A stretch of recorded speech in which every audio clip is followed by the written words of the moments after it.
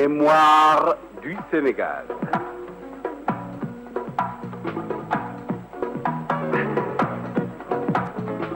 Mémoire du Sénégal de 1455 à nos jours.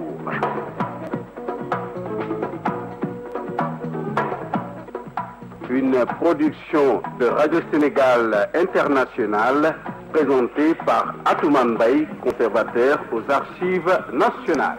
Amis auditeurs de Radio Sénégal International qui nous écoutez de par le monde, bonjour ou bonsoir selon l'endroit d'où vous nous recevez. Le 14 mars 1971 était installé un nouveau khalife général des Layènes, El Hadj Seydina Thiaw Laye, qui prenait la succession de feu son père Seydina Mandione Laye.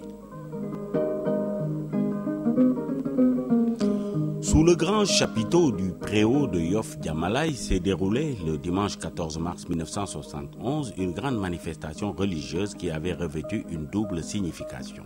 En effet, il s'agissait de présenter à la famille du regretté khalife Seydina Mandione Laye les condoléances des talibés à qui devait être présenté en retour le nouveau khalife général issu de la lignée du vénéré Seydina Limamou Laye, fondateur de la confrérie. Cette manifestation avait permis aux fidèles de se recueillir auprès du nouveau khalife El Hadj Seydina Thiaw Laye, fils aîné de l'ex-khalife Seydina Mandione Laye.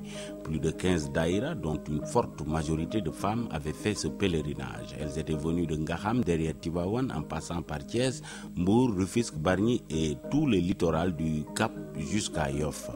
Le convoi qui avait pris le départ à Malika était impressionnant par le nombre de cars et étonnant de discipline.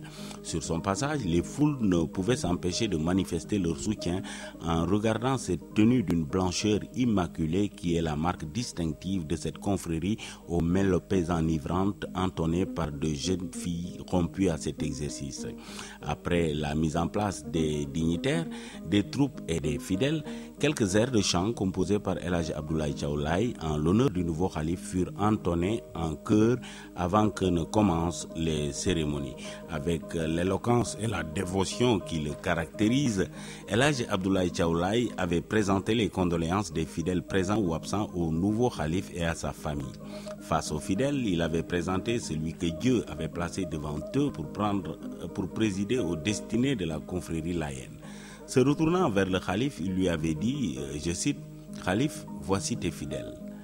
Par la charge que m'avait confiée notre défunt khalife, j'étais chef des armées, entendez, talibé numéro 1. Aujourd'hui, plus qu'hier, je suis toujours disponible au service de l'islam. » Fin de citation.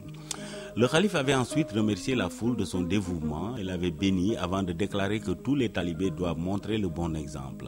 L'unité, la foi et la discipline doivent les guider. Pour sa part, le nouveau khalife avait dit qu'il n'admettrait pas le déviationnisme et que ceux qui veulent le progrès de l'islam trouveront toujours auprès de lui tout l'appui qu'il pourrait leur apporter. El Hadj Seydina Thiaw Laye avait également tenu à remercier tout particulièrement El Hadj Abdoulaye Thiaw pour son sacrifice. Elle avait confirmé dans ses tâches anciennes, en plus de le charger d'autres missions. À la suite du khalife, plusieurs orateurs s'étaient succédés. C'est ainsi que El Hadj Mame Alassane Laye, frère du nouveau khalife, s'était déclaré encore plus mobilisé que tous les autres pour la cause de la confrérie. Il entendait pour cela rester un simple talibé prêt à assumer les charges les plus contraignantes. La cérémonie avait pris fin quelques minutes plus tard et la foule, recueillie et satisfaite, s'était dispersée dans le calme le plus parfait.